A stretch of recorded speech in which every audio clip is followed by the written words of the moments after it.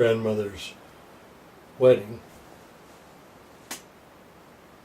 So I'm gonna start out with a question real quick, okay? Oh. And then we'll go from there. That'll probably be a little bit better.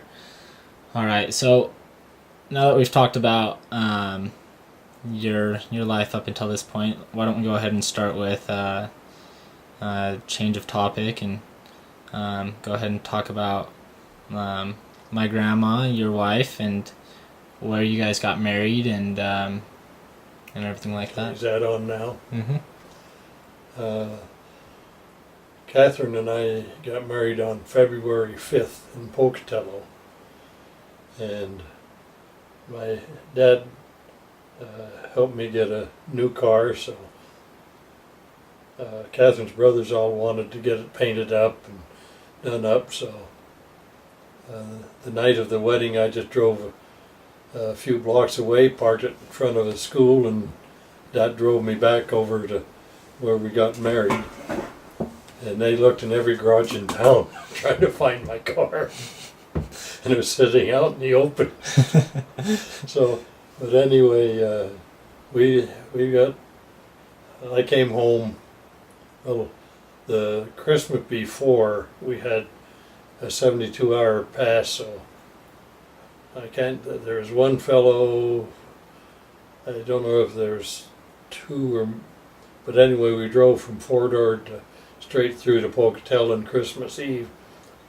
The Hardys, Catherine's folks were having a big meal and whatnot. She had two younger brothers. And so I drove up, stood in front of the window, and finally one of them saw me. And she came out, she couldn't believe that I had made it up there for Christmas. And so we had a Christmas, and then I came on up to Idaho Falls, and then I spent 24 hours and drove straight back to Fort Ord to check in. And then that following February, we got married on the 5th. And what year was that? In 1955. We went back. I was assigned at Fort Ord all the time. Every time my orders came up to go to a new assignment, the captain would say, "Do you want to go or don't you?" I said, "No, then don't worry about it. I'll cancel your orders." So I spent my entire time at Fort Ord, either in the assigning MOSs or the grading aptitude and figuring aptitude areas. And let's see. We had good friends in Fort Ord. Most everyone there was either a draftee or a volunteer. We had one fellow who was a second lieutenant, came in as a corporal. He had worked up or received his 2 stripes, Corporal E3, and wouldn't take his officers' doings. He was always raising hell because he always his tie undone in stocking feet when he's supposed to be in the GI shoes and whatnot. There were characters, and one day bayonet course was right next door to the testing hall. When they had bayonet practice, I don't know if anyone's familiar, but you've got your bayonets and you jab into a bag of straw, I think it is, and you're screaming and yelling at the top of your voice. And that didn't do too good when there's recruits trying to take tests, so the lieutenant in charge of the test section kept complaining to the general head of the base. And one afternoon, everyone had left but me from the test hall. And in walks the general, and I salute him. "Yes, sir, what can I do?" And he says, "I want to see about this bayonet course." So I walked over to the window and showed him where it was. I said, "It's very distracting." And I was just a PFC at the time, I think. And so he asked me a few questions and whatnot. When he got ready to leave, I saluted and off he went. back comes the second Louis. He says, anything happened while I was gone? I said, well, the general's been here. You talked to the general? I said, yeah, why? And this staff sergeant said, how could you talk to him? I said, he puts his pants on the same way I do. And I said, he's a gentleman, and he asked me a few questions, and I told him about the bayonet course and whatnot. Oh, we've never talked to the general. So that was one experience. So let me. All right. After the wedding, we packed the car up and drove down to Fort Ord. I had made arrangements to get what had been a 2-car garage made into a living area with an add-on clothes closet and bathroom. And so we made arrangements for that, so we unloaded.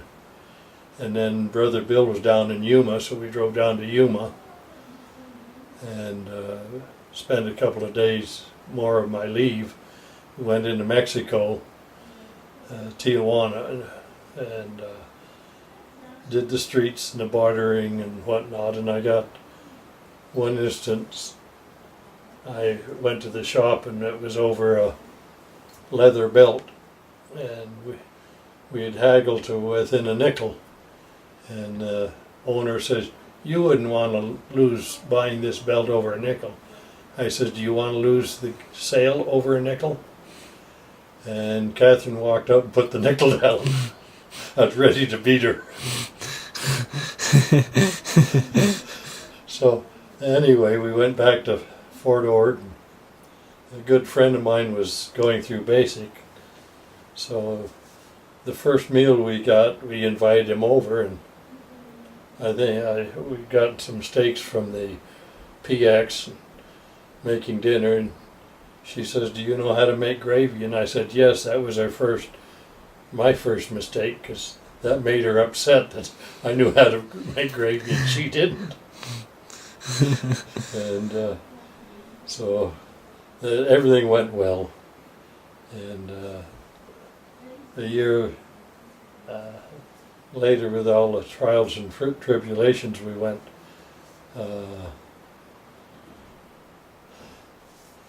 then made arrangements to go to college. She became pregnant with Kathy Ray. Is it something you guys planned for, or? Oh yeah. Okay, so she got pregnant in Washington. No, at Fort Ord. In Fort Ord, okay. We got out on I think it was a 8th or 9th, I got discharged. And she was due around the 25th to 28th of February. And Kathy Ray was born on the 26th of February in 55. Her mother had always said, wait a year before you have a baby. Well, I says we did. We were married the 5th of one year, and Kathy Ray was born the 26th of February the next year. So we waited a year. And how'd you guys think of the name Kathy Ray? And we just thought I got while I was at test, we'd read off a roster everywhere from usually 150 to 350 names of new recruits coming in for testing. So I had access to male names, and we never could find one. The only one I came back with was, what was it? Ignos J. Dowzanarowski Jr. She didn't quite like that. And especially then after we've had a girl. Exactly. But I always kidded her about the first boy could be Ignos J. Dowzanarowski. But okay. up in Seattle. So hold on, great now. So go ahead. Kathy Ray was born in Seattle, Washington, the King County Hospital. had a rather hard delivery. And then we went, her birthday was on the 12th of March. And of course, Kathy Ray, being just about 2 weeks old, when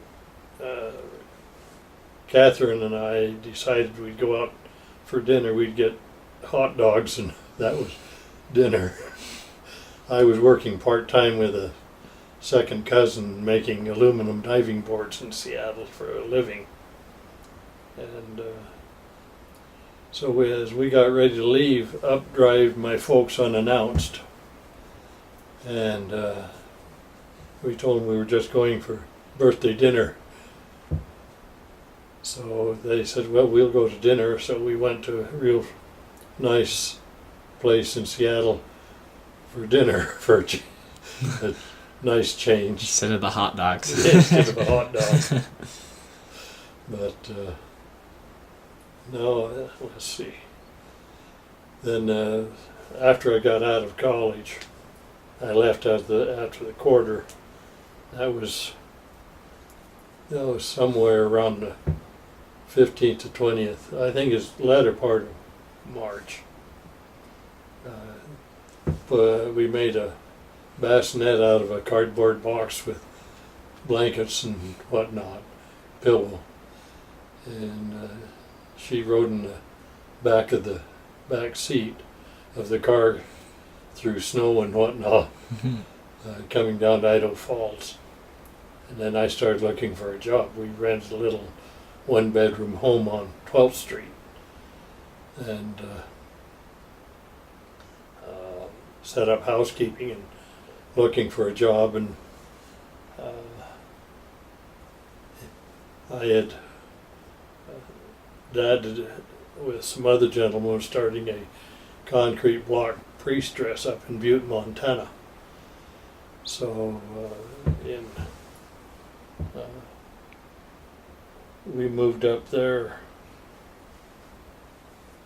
oh shoot, right after we got back from Seattle, and I spent a year up there. I set up the block plant, helped set it up as a first employee, other than the general manager for it. And I spent 1 year and then left there, back to Idaho Falls. And in '57, looking for a job from February, the last of February, until I started looking, deciding. I'd looked at different jobs. One is an engineer going over blueprints, which I didn't get hired for, and then I looked into buying a dry cleaning business, but that was a business that I'd spend probably $70 a month changing fluids and whatnot. That didn't really appeal to me working Sundays, so I started thinking, while I was in Butte, I'd driven over to Billings, Montana, to a friend that I'd gone through college with, and he had rented a bunch of equipment from a roller and a seeder and whatnot from a rental yard. And I looked it over and asked a few questions, and so when I got back to finally in September, Dad says, well, what do you want to do? Where do you want to work? And I said, what I want to do. I thought it was the rental business looked interesting, so he says, well, look into it, see. So I drove down to Ogden, to Howe Rents. The fellow there was not cooperative. He says, well, you look around, but he said, I won't tell you anything about the business. He says, my brother-in-law in Salt Lake has another store, Howe Rents. He says, maybe you can talk with him. So I drove to Salt Lake, and Charlie Howe was off on a trip somewhere, and the general, his manager, I started talking to, he says, well, he says, I'll talk to you. But he says, technically, Charlie wouldn't want me to say a word to you, wouldn't want to tell you anything, but I'll help you. So I spent about 3-4 hours talking about the rental business. He said, go over another street and a block or two south, and he says, there's United Rentals. A gentleman by the name of Howard Burnett. He says, he'll talk with you and help you. So I went over and spent the evening talking to him. Finally, he says, well, he says, I'll help you one of two ways. He said, you can pay me and I'll do everything I can, or I will answer any of your questions. I'll not volunteer anything in particular, but I'll answer them without pay. I says, well, what kind of pay? And he says, $100. Well, in 57, that was a pretty good chunk, but not much really. So says, I'll pay you $100. So I came back and I talked to Dad a bit, and he says, well, it's worth looking into if that's what you want. So I went back down and he was, Catherine was pregnant again with Laird. So I went back down to Salt Lake and took a tape recorder with me and tape recorded everything I needed. And he did, I could not believe, but he gave me his letterhead and envelopes, and said that I could sign his name, and he would, and he gave me some letters too to different manufacturers to get the equipment and extended credit or whatever, or at least 30-day credit. So I came back and told Dad and talked it over. Catherine did a lot of typing for letters and whatnot, and I owed a great deal to Howard, and he was became an officer in the rental association. And I met all the fellas through him as well. And when I got ready to start business in November, I started the 12th of November, which is a horrible time to start a rental business. And 14th of November, Laird was born in 57. So it was quite a time, and we got a couple, I guess within a week, Catherine got strep throat. So I called a doctor, and he came to the house, made a house call, and checked her over and said, oh, she had strep throat, and either gave her prescription or some medicine. He says, well, how are you? I says, I'm fine. He said, well, let me look while I'm here. It's not going to cost you any more. Looked at my throat. He says, your throat's worse than hers. I said, well, I'm just trying to get started. He said, so we got medicines and got cured and whatnot. And so I started out, first thing I rented was a wallpaper steamer. And I bought that used from a friend who had a paint business that wanted to get rid of it. So that was one of the first things. And I started with little or nothing. The prescribed amount of money was to start with $25,000. Dad says, no. He says, I'll go $5,000 if you want to try it. If you don't, he says, find something else. So I had little or no choice, so I borrowed $5,000 from him. Was very careful on what I bought. And every time I made arrangements with the hardware store, buying their products, paying a third each month for whatever product. And the fellow that had turned me down as a print engineer started his own construction company about the same time. And he came in and wanted an L-head grinder So I went to the hardware store and bought a L-head grinder on a 30-60 die pay. So about, maybe 6 months, it wasn't that long, 4 or 5 months later, he wanted a second one. So I went down and bought a second one and rented it to him.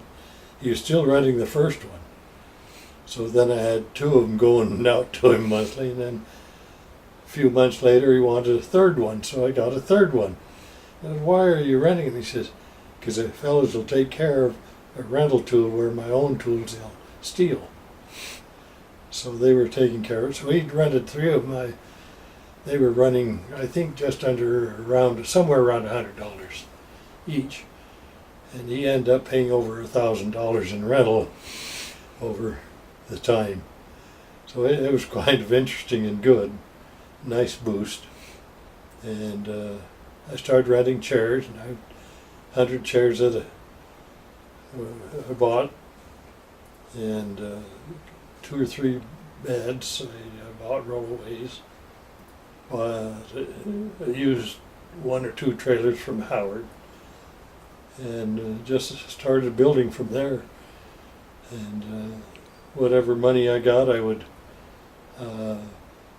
buy new equipment or put down on or whatever. We were buying groceries, and got behind about 90 days. And the grocer called up Catherine and started telling her he wanted his money. It was time. She called me and says, what'll I do? And I said, tell him we'll pay him. So we took money from the business and went over, and I paid him and thanked him for giving us the credit and whatnot. Everything kind of worked out, just slow but sure. And I think it's about 61 or so, they wanted me to run as a director for the American Rental Association, and against a fellow from Portland. And the fellow from Portland won. He was better known. They had an association where I wasn't a member of any association. So then in, I think 69 or 70, 69, 68, they asked me to run again as a director. And the fellow that was leaving as director was from Seattle. And they nominated me from Idaho, and a fellow from Portland, and one from Spokane. And the people from Seattle they decided they backed me. So I won as a director. In the meantime, we'd had, every fall would have a regional convention. And the president and the chairman of the board came to the meeting, and they sat me down and they said, don't run. He said, you're a nobody in nowhere. And I said, well, I'm almost like a bee. Theoretically, the bee can't fly because his wings are too small, but he didn't know any better, so he flew anyway.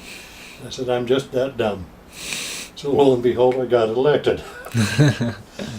That's awesome. My first meeting that I went to Seattle, or to Spokane, and the retiring director was there.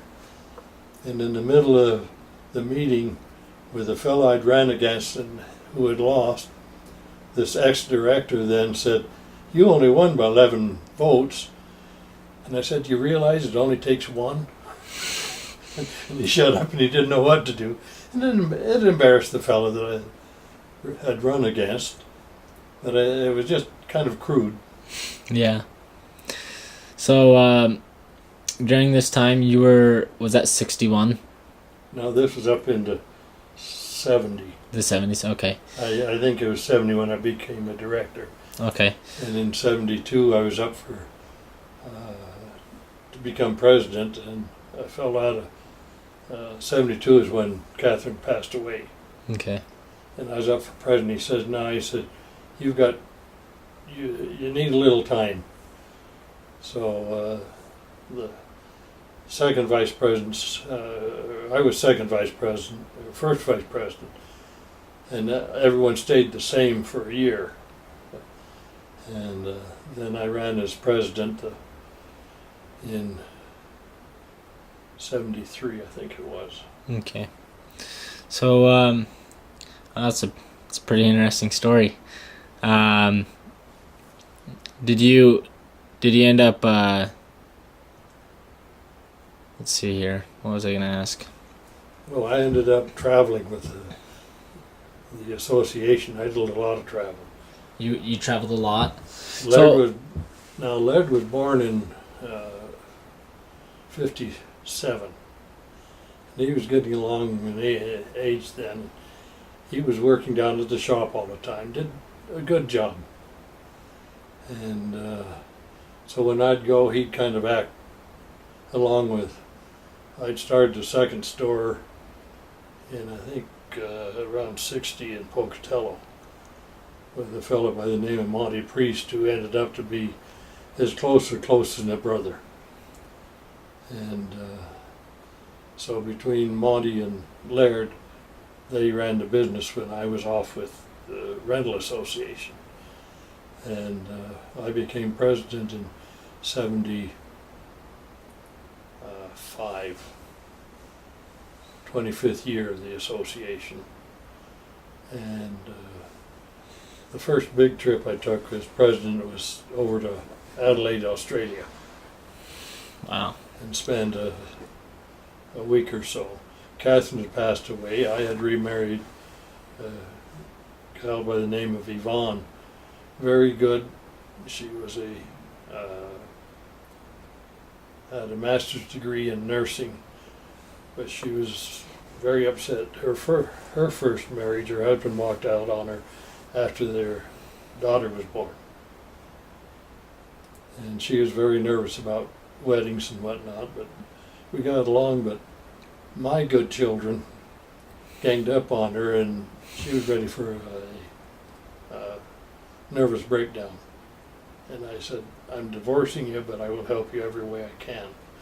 I said, it's not worth you losing your health over my kids. And so we divorced after a year. And your mother and your aunt and Kathy Ray and Laird, they all agree they were pretty obstinate about the way they treated her. Very bad. And it is hard. I didn't realize it was that hard on kids, because they didn't think I should marry again. And with your grandmother, it had been a good marriage, and I thought that was better than not. But Catherine died of cancer in 72. And your mother was 11, Rob was 13, Laird was 15, Kathy was 17. And it was pretty tough on them, really. I wake them up in the mornings and make their lunches and get them off to school, and then they were supposed to call in when they got home after school. And I'd have them breakfast after making lunch in the morning, go to work by 7:30, and be home by 6:30 or so at night. Was it a lot harder without her? Oh, sure. Well, then I'd have to cook dinner with them at night and whatnot. But it's a real. The one thing is that you have a good marriage. And I had 2 rental stores working full time, so I didn't have too much time to think. When you turn the lights out at night, you have too much time. And it's difficult then. So anyway, that progressed. So when was the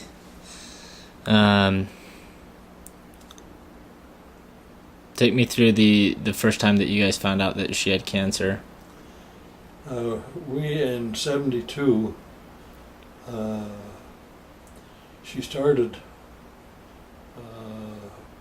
she'd stumble or fall, lose her balance. Didn't think too much of it. We had, I was one of the officers of the Rental Association. We had the convention down in Atlanta, Georgia, and they had a cruise out of Miami. And I said, do you want to go? And she said she'd like that. So we were on the Norwegian ocean liners and went on a week cruise and came back, and she says, we better go to the doctor. So we took her to the doctor, and that was in the first part of March, right around her birthday. And he says, well, we better do some operating. So they went in and tested, and they took out 28 lymph nodes, and 26 of them had cancer. What was your reaction when you found out that it was cancer? Well, he said she wasn't going to last too long. But they decided to do radiation. So we went through that. I took her back to Mayo's. They checked and said everything that could be done had been done. And we were going to the cancer doctors in Salt Lake at the University of Utah. And they went through and checked, and after they checked, then they did the radiation. They said that should give her a year. And we did the radiation in Pocatello. And she'd go down there. It was a week or 2 weeks, something, or every other week for a couple times. Anyway, the kids and I would match it together. When she'd stay at her folks' place because it was close to the hospital and all. And before that, as I said earlier, I had guaranteed she could finish her schooling, get her degree. So I think it was around 65 she finally got all her classes and graduated. And her folks were always very proud that I would let her and that she did. So then it was in late May, I think the 5th of June, we went in for a final check, and the doc says, oh, the regular doctor was gone, there was a resident. And he didn't do anything. Said, she's fine, she's good. Took her back in the like about 10 days, 2 weeks, I guess it was. She got bad, and I put her in the hospital. And she just progressed worse and worse and went into a coma. And hardest thing I ever had to do was get your mother and the sister and the aunt, 2 uncles together and tell them their mother was dying. And if they wanted to see her, they'd better do whatever time they wanted to be with her. She was in a coma. She in one way knew, and the other way she didn't.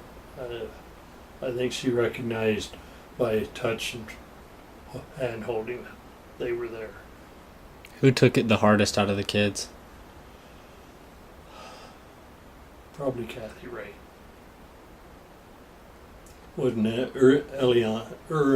easy on any of them. But and your mother had quite a time too, being just 11. That's awful young to lose your mother.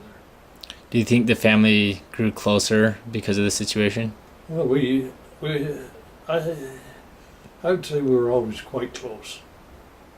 I never remember much. Your mother, I think she was about 3 or 4, 5. She was out playing with a neighbor, or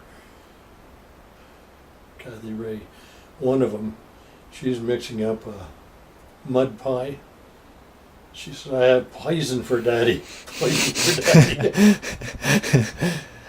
She didn't know what she was saying. She just heard it. Could have been cherry pie or apple that's so pie funny. or peach pie, but no, it's poison for daddy. Pie. That's hilarious. So, after so what in your, and you can think about this for a second. So in your all your memories, what's your best memory of my grandma? Probably our ship. The cruise we took together. Okay. And why was it the best memory you have with her? Because we just had a good time. Okay. She wasn't feeling too well. Wasn't sure of it, but she'd spend most of the night talking to your Aunt Beth, not Ruth Ann, and Uncle Wally, actually Ruth Ann. And she was tired the first night we got on the ship. She went to bed, and I says, I'm not going to go to bed at 9 o'clock at night. So she went to bed, I went down and started dancing with one of the gals there, and then I don't know what, I told her about it, that dance with her, there's nothing special. So next night she said, no, you're not going alone.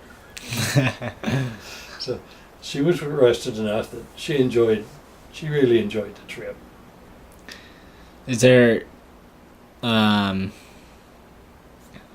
had a question on mind. What about family vacations? Do you have one that you vividly remember that Well, I usually would take the girls with us or take the boys with us.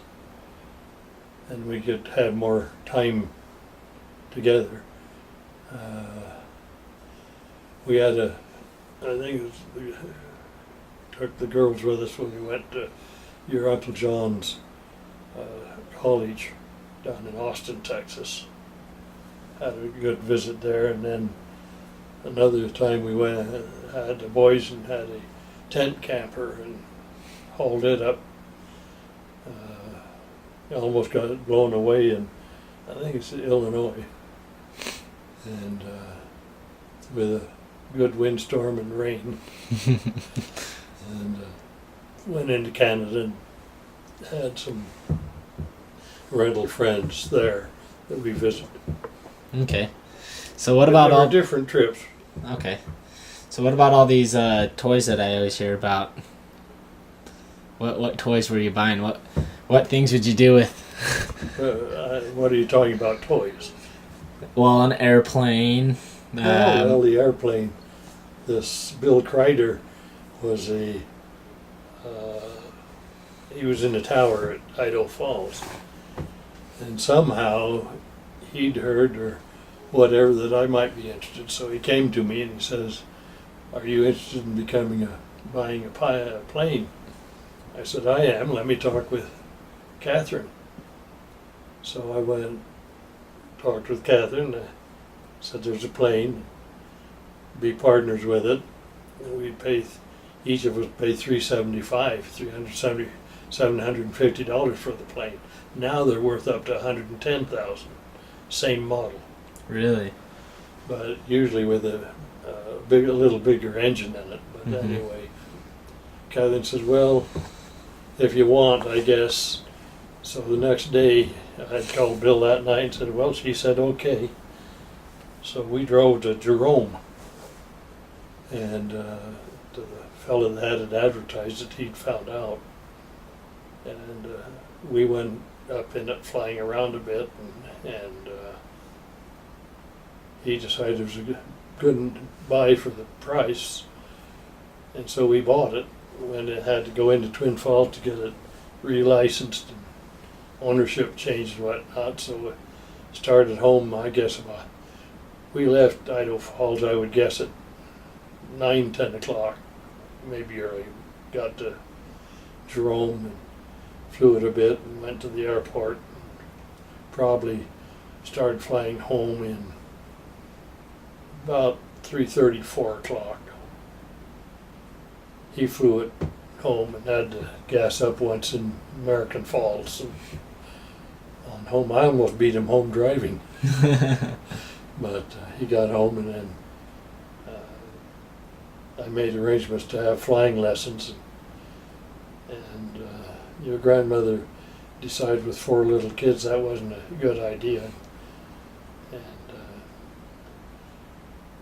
our across the street neighbor was a dentist. He had his plane, and he'd fly from Idaho Falls for a dentist office in Jackson Hole, and one in, I think it was Arco. And one night, he flew down to Pocatello to a dentist meeting. He had heart troubles, and he got one of the docs to sign him off health-wise. And he was just about, he left Pocatello and was coming home at night, just before Blackfoot. He had a heart attack and nosedived in.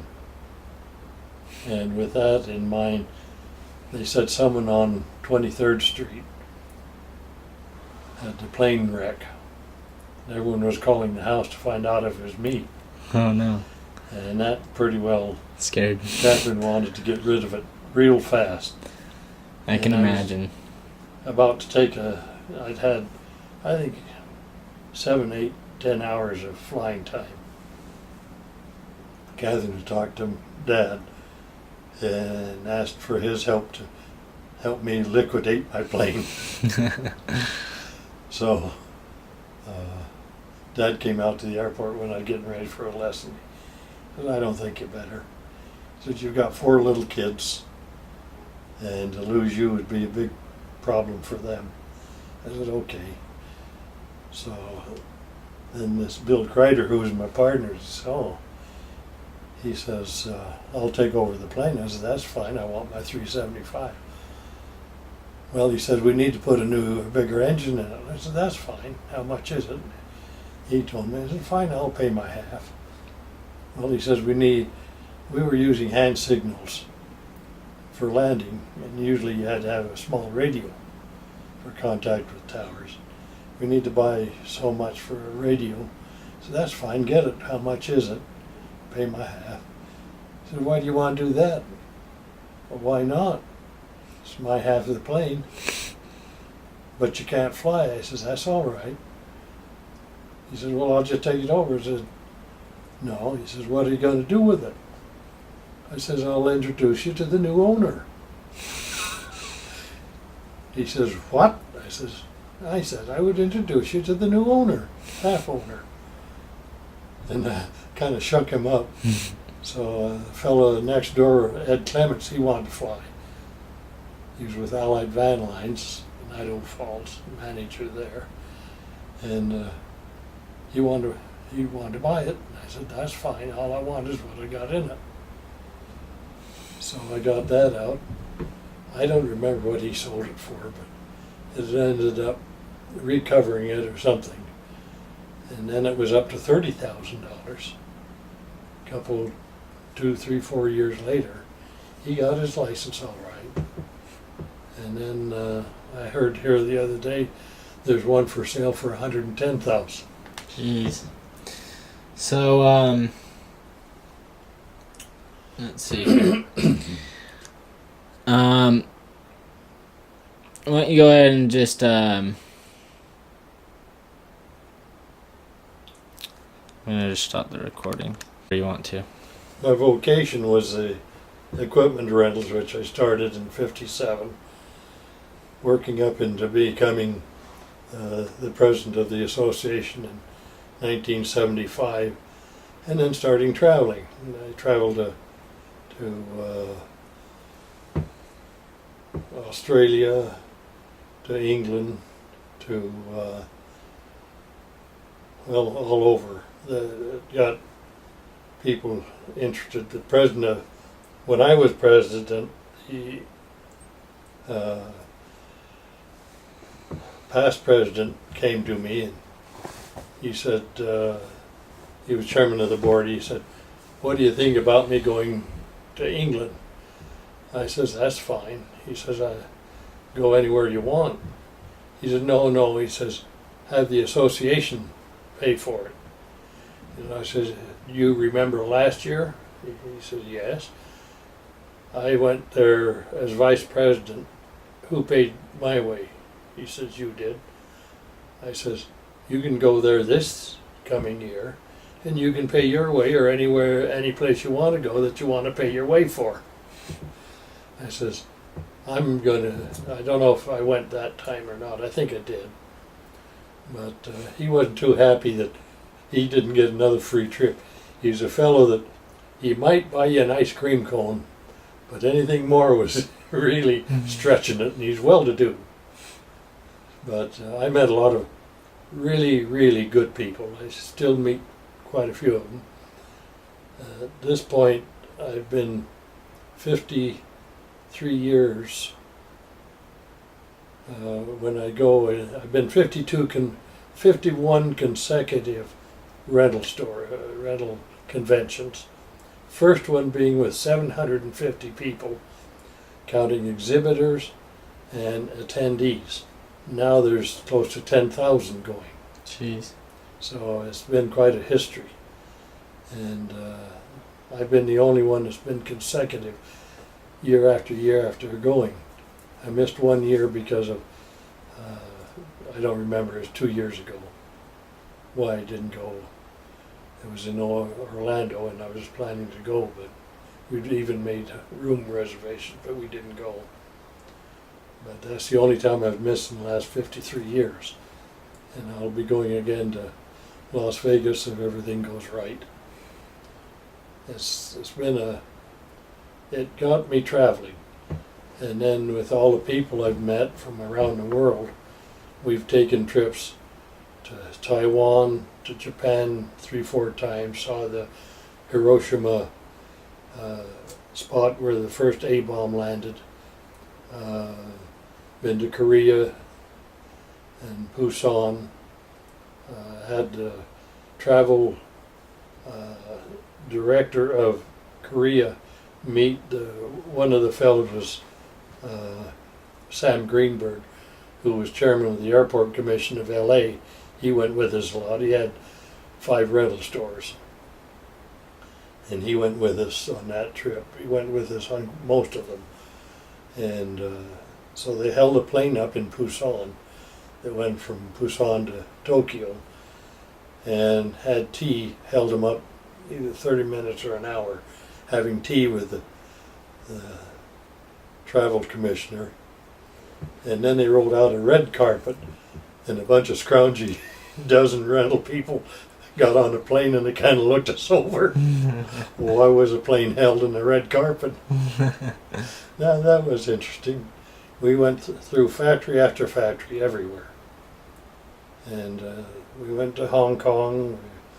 We went, well, in my travels I've traveled across Australia, both ends, from Perth to Adelaide to Sydney to Hobart up north. Climbed Ayers Rock. Your Uncle Robbie and I climbed Ayers Rock together. So out of all the places that you've been, where to you do you like? I like Australia and I like Taiwan. Taiwan used to be called Formosa.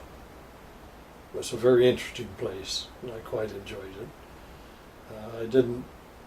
I didn't like Hong Kong as much as I did Taiwan, but I did enjoy Australia. I enjoyed England, and my brother Bill was in Scotland, so I went there with your mother one time.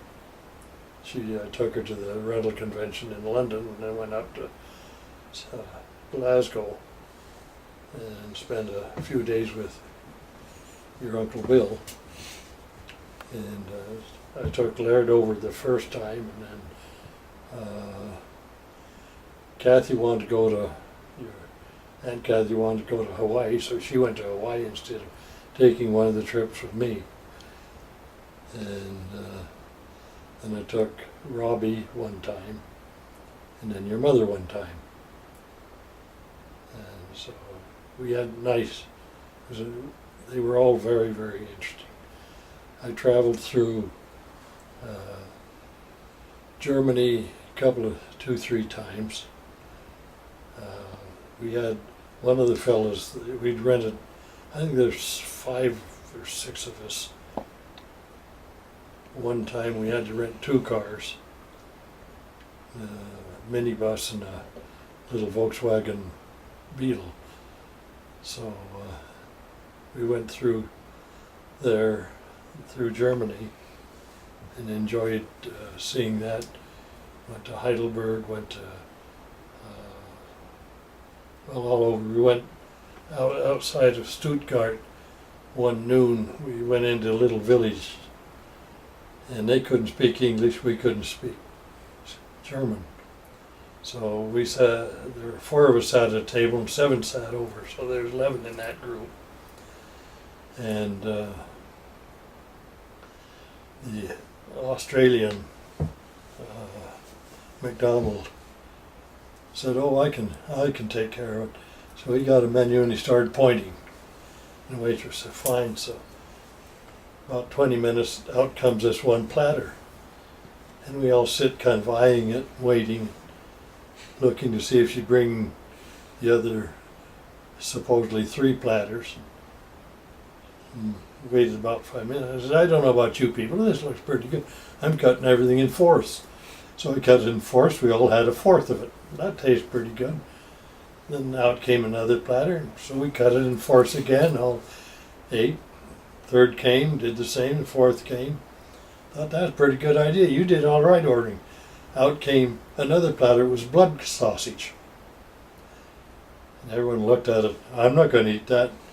And he started to say what he only ordered 4, and she says, "You ordered 5 meals.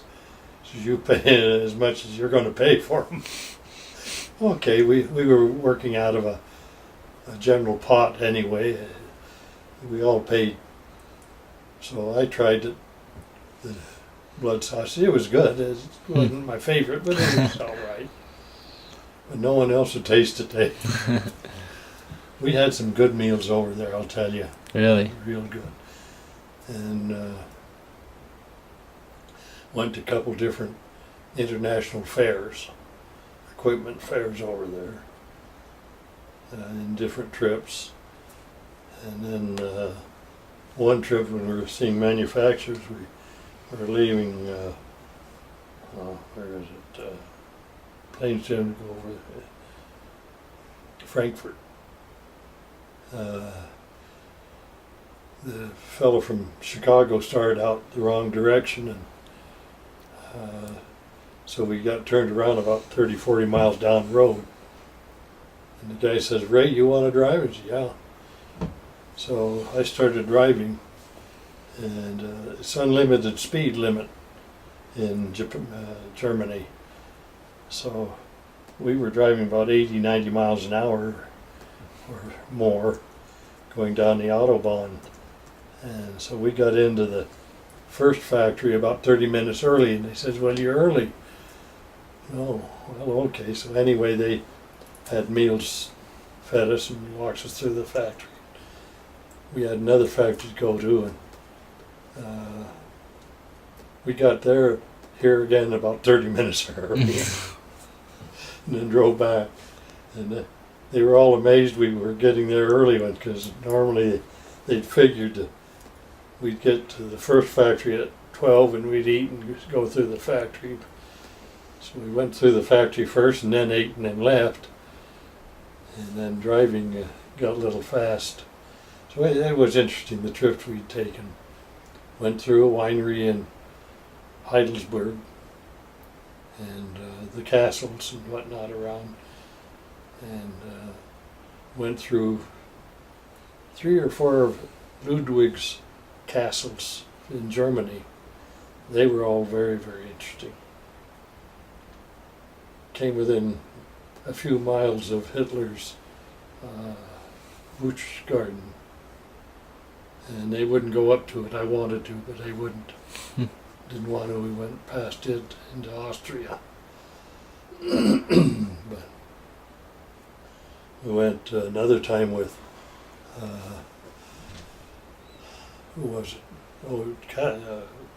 Marianne and I drove England. You drive on the left-hand side, and I had picked up a car. A fellow came to the rental store one Sunday, and he wanted a router.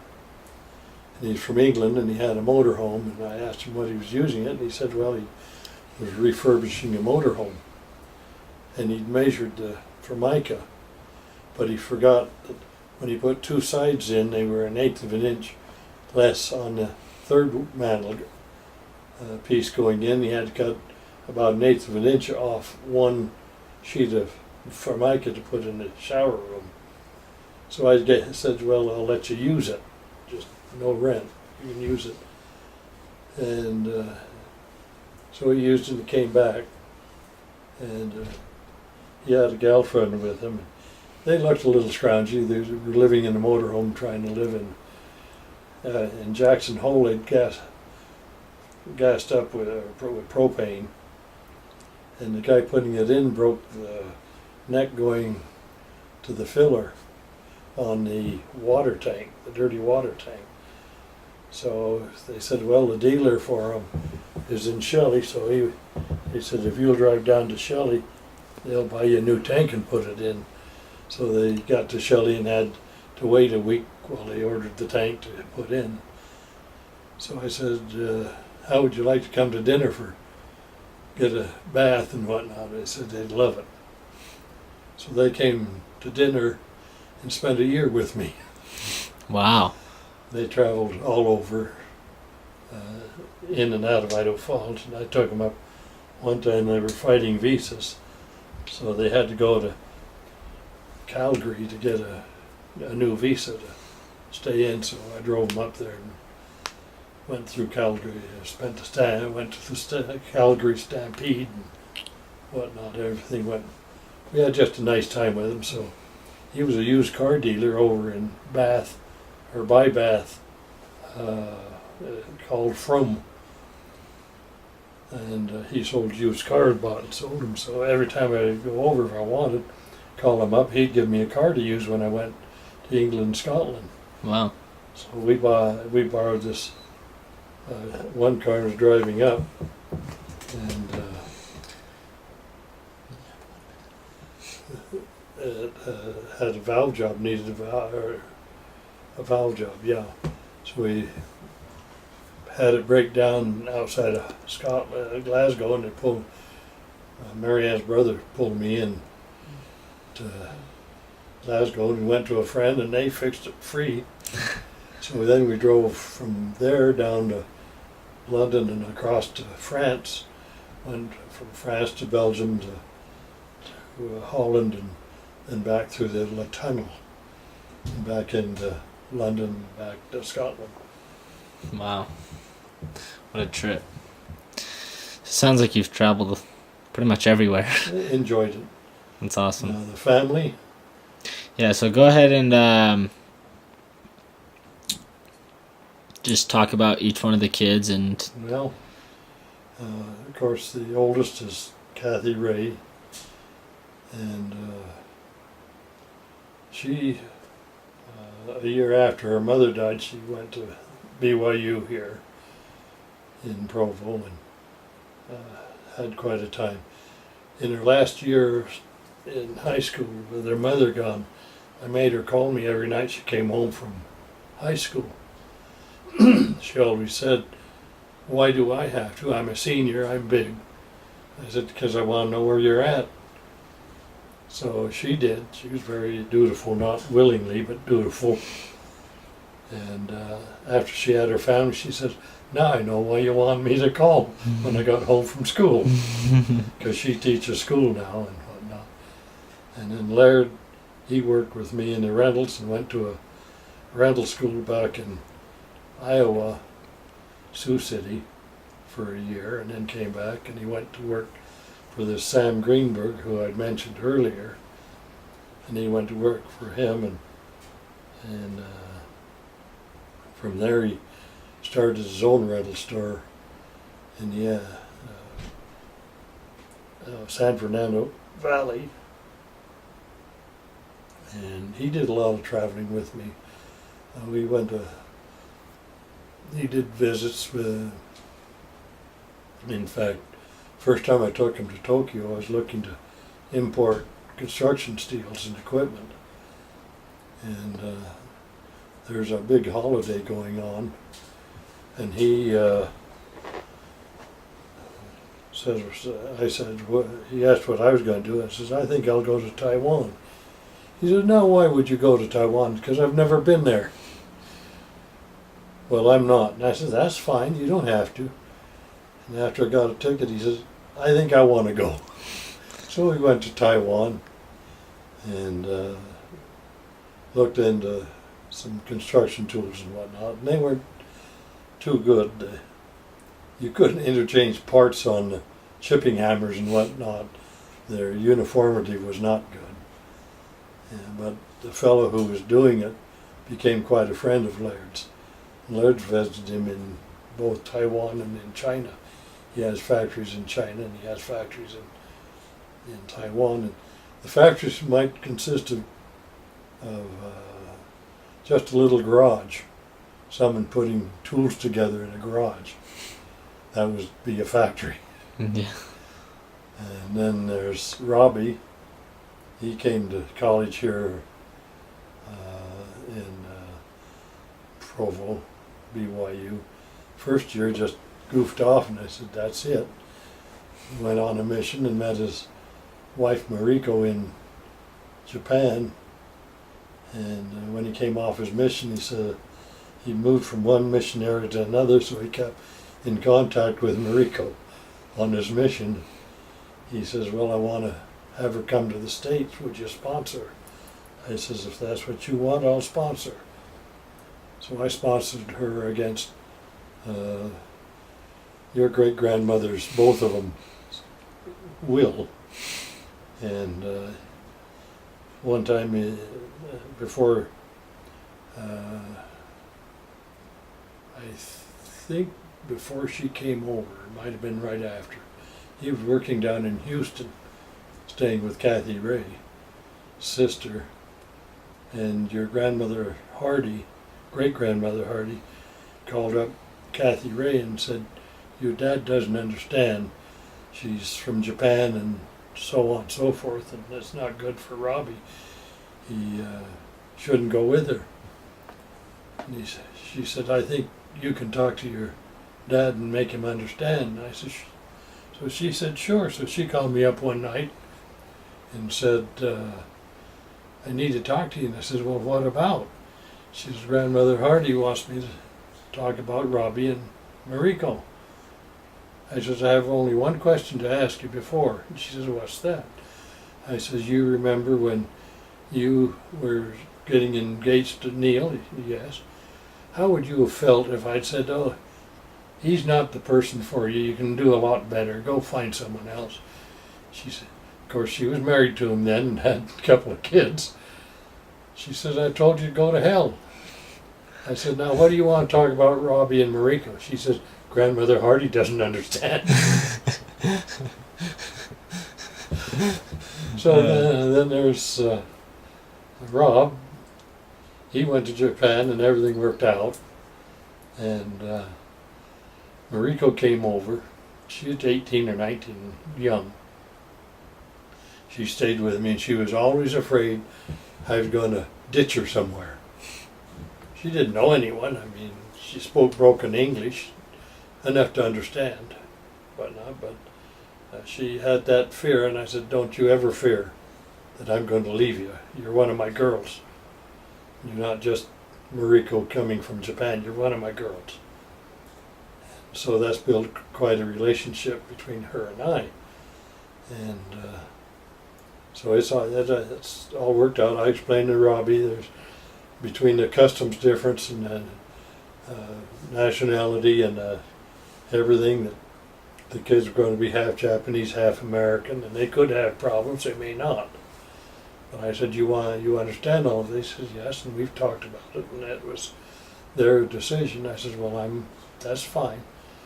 So I had the reception all for them after, and they were married in Jordan Temple and I wasn't going to go to the wedding. 'Cause I'm upset with the church because it doesn't allow. They talk about family, and then they say, well, a family can't be with you if you're not a Mormon. And I'm not a Mormon, and I never intend to be. But to have them say, you can't come because you're not a Mormon, and they're supposed to be building family relations, they don't. Not in that respect. I even called the president of the church at the time and talked to his first assistant. And he says, why do you want it? I said, I don't think it's right. I don't think your church is being fair or being Christian doing it. Well, he says, we've always done it. And I said, no, things have changed in the church progressively.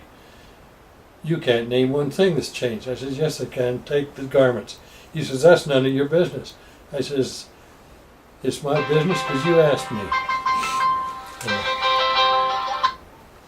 I said, you asked me the question that there wasn't any changes, and there's been changes. And so that kind of ended the conversation. That's funny. So at Teresa's wedding, I didn't go to the wedding, to the temple. And I said, I can't go in, I can't do anything. Then you've got a reception. After the wedding, you drive up and you have a reception in Idaho Falls. That's where my friends are and many of yours. So each time we had receptions in Idaho Falls for each of them. Robbie got married and I said, I'm not coming. And he said, why? I said, I can't come. There's no reason to come. He said, you will be the only one there other than the best man. He said, I would like to have you there when I came out. So I came, spent waiting time for him at the temple. And we drove up and had the reception. And then your mom, I didn't go to her wedding. Yeah, there's no reason. I can't get in. I can't do anything. I didn't like it. They came up and had the reception in Idaho Falls that night. So I'm a bugger, but that's the way I am. I had another run-in. I had the bishop come to my home. He said, oh, I had 3-4 bishops try to convert me. And all of them said, you can be a bishop in 3 years. Now why in the hell am I wanting to be a bishop? I don't believe in it. I don't think it's right. Why am I going to be a bishop of the Mormon church? Anyway, the last one came up. He says, I've got an idea. He says, I think you'll like it. I said, what's that? And in front of Catherine, he says, if you will join the church, I will put in writing and guarantee your business will increase 25 to 50%. And I thought, look, is this a business or is it a religion? I go to church for Christ. I don't go to church to make a dollar. And Catherine was ready to leave the church. And when she got her cancer, she went back into it. We were going to a community church.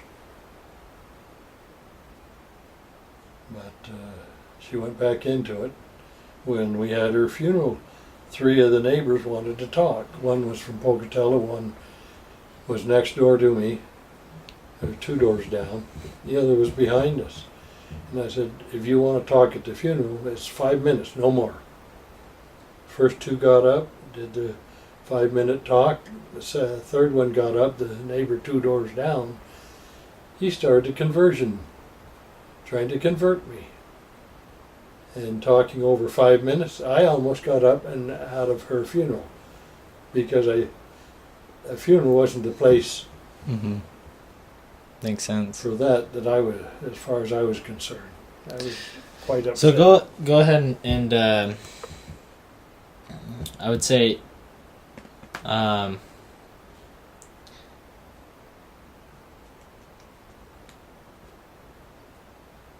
so go ahead.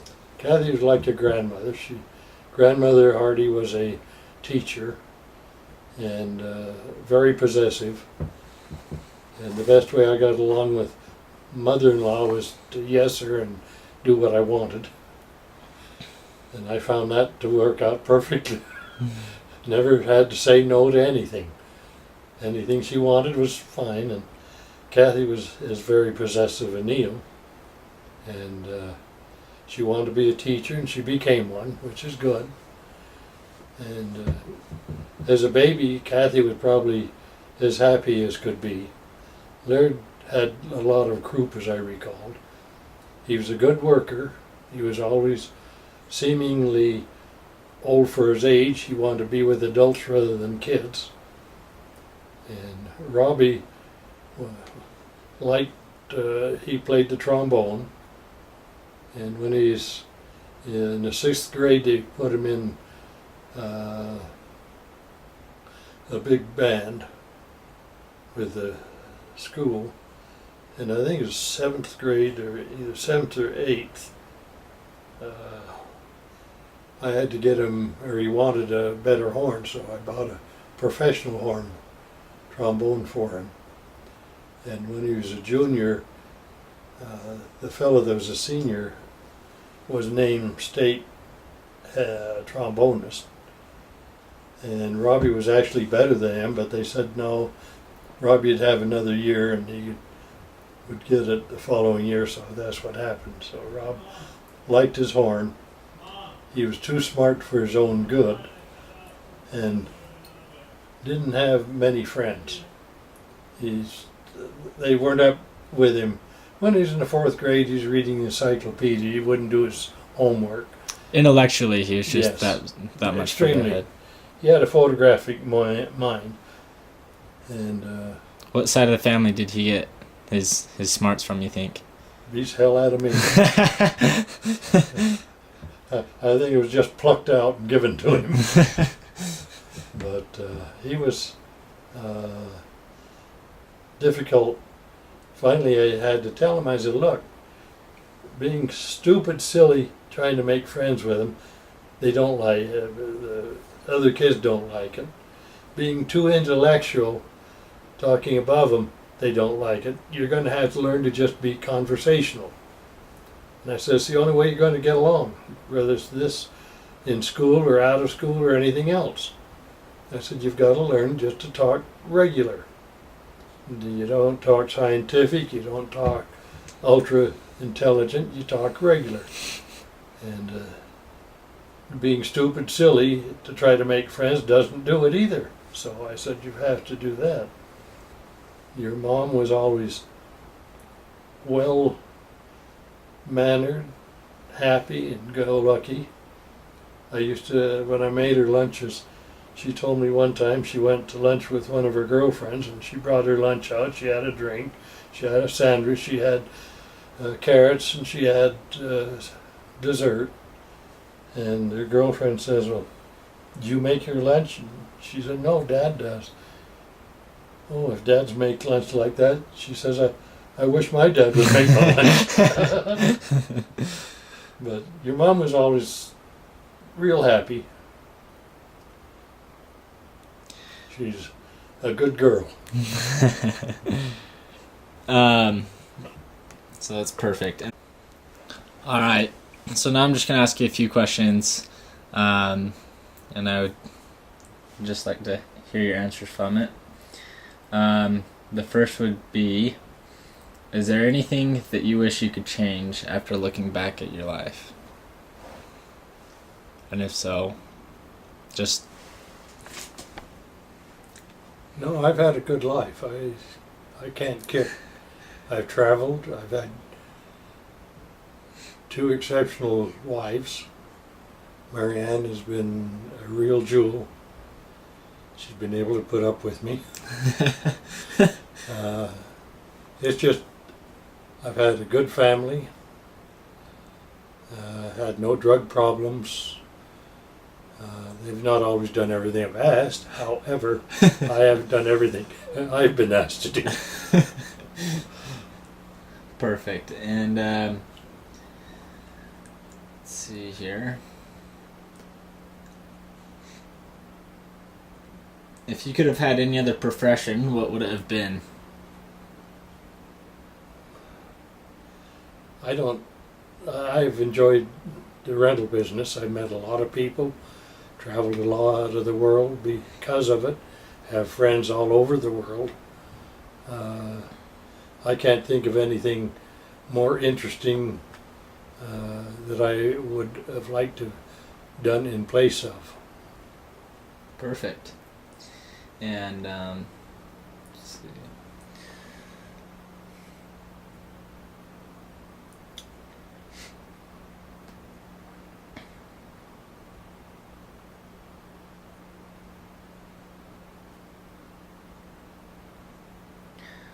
All right, and last but not least, let's see.